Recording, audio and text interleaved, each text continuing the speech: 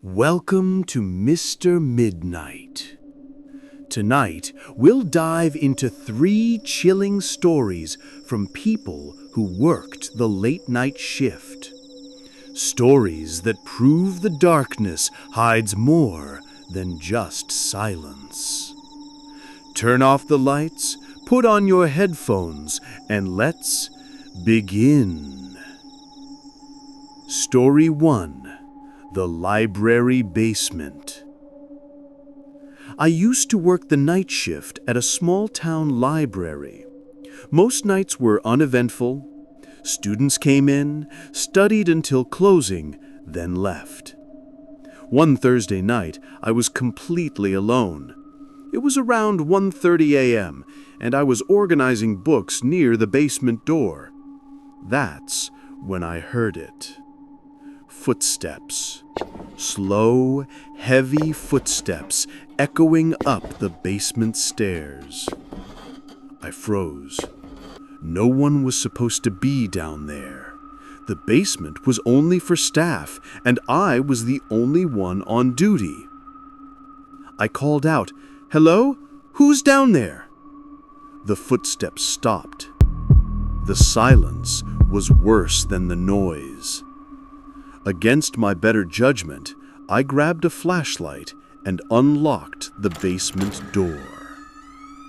The basement was freezing, colder than upstairs. My breath came out in visible clouds.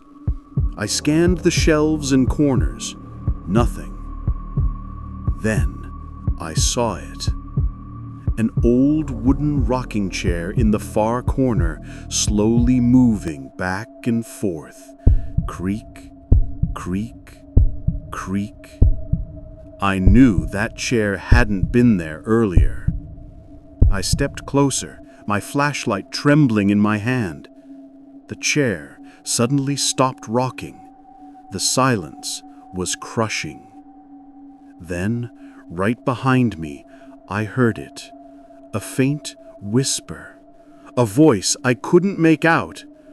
I spun around, but no one was there. I didn't wait. I bolted upstairs, slammed the door shut, and locked it. When my boss came in the next morning, I asked her about the chair. She looked confused and said, "What chair? There's never been a chair in the basement." I quit a week later. Story 2. The Gas Station Stranger. Back when I was 19, I worked the night shift at a rural gas station. It was usually dead after midnight. One night, around 2 a.m., I was wiping down the counter when a car pulled up. A man stepped out. He was tall, wearing a black hoodie with the hood drawn tightly over his face. He didn't come inside right away. Instead, he stood at the pump, staring at the station windows. I felt uneasy. Finally, he walked in. His hands were stuffed deep in his hoodie pocket. "Bathroom?" he asked, his voice low and rough. I pointed him toward the back. He disappeared down the hall. 10 minutes passed. Then 15. He never came out. I went to check. The bathroom door was open, the light on, but no one inside. Confused, I returned to the counter. That's when I noticed it. The security camera screen showed him standing in the corner of the store, watching me. But when I looked up, there was no one there. The screen flickered. His figure vanished. I swear I wasn't imagining it. I locked the doors until sunrise. To this day, I don't know if that man was real or if something else walked into the store that night. Story 3. The hospital elevator. My cousin worked as a night shift nurse at a hospital. She told me this story once and swore it was true. Around 3 a.m., she was finishing her rounds. The hallways were quiet, the lights dim. She pressed the elevator button to head downstairs. When the doors opened, she stepped inside. But before the doors closed, a hand shot out from the side, pale, thin, almost skeletal. A man in a hospital gown shuffled in. He didn't look at her. His head hung low, his face hidden by messy gray hair. They rode in silence. The elevator felt colder than usual. Then, without pressing a button, the elevator descended to the basement level, a floor used for storage and unused equipment. The doors slid open. The man stepped out into the pitch-black basement.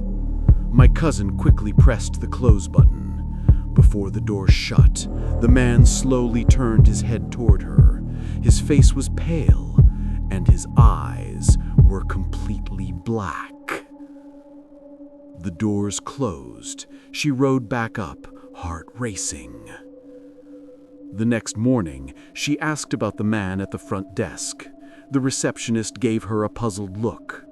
"No patients like that are admitted right now," she said.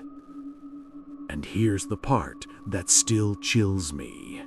The basement had been locked for years. No one was supposed to have access.